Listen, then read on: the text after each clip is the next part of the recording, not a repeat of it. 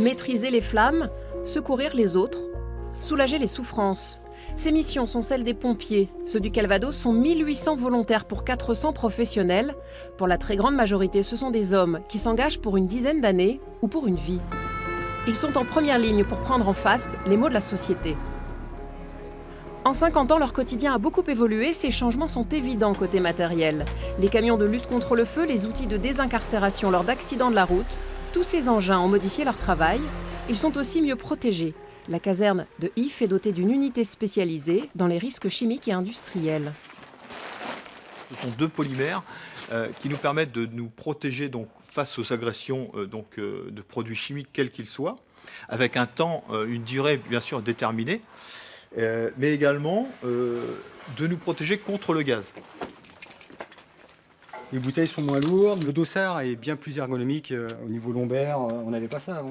Si le matériel s'améliore, les risques auxquels les sapeurs-pompiers sont confrontés changent aussi. Il y a des évolutions technologiques, certes, mais il y a des risques qui n'étaient pas présents il y a une trentaine d'années, comme notamment les phénomènes thermiques, qui sont maintenant présents. On a des maisons qui sont de plus en plus étanches, avec des triples ou des doubles vitrages.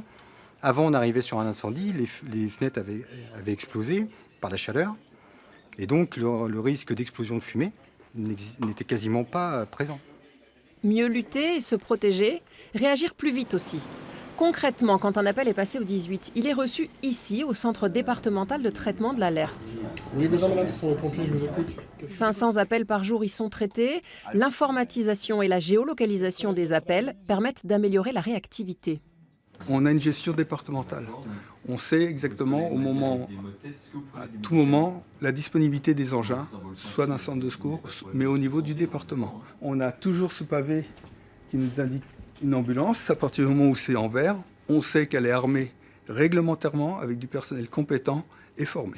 Ça nous permet de pouvoir gérer et de pouvoir surtout dispatcher nos moyens en disant on a une urgence vitale quelque part, on peut prendre un véhicule même en retour d'intervention. Ce traitement informatisé a permis de mieux filtrer les appels. Voilà, vous êtes chez les pompiers, là, monsieur, là. Vous êtes trompé de numéro. Il a aussi rationalisé la gestion des effectifs au plus près, tandis que le nombre d'interventions, lui, augmente. La lance à incendie n'est plus l'outil de travail principal des pompiers. 84% de leurs interventions sont aujourd'hui dirigées vers le secours à la personne. Toujours en détresse, parfois agressive. Tu prends des médicaments pour quelque chose ou pas? Ces relations peuvent générer un malaise dans la profession. Malaise que nous éclaircirons demain.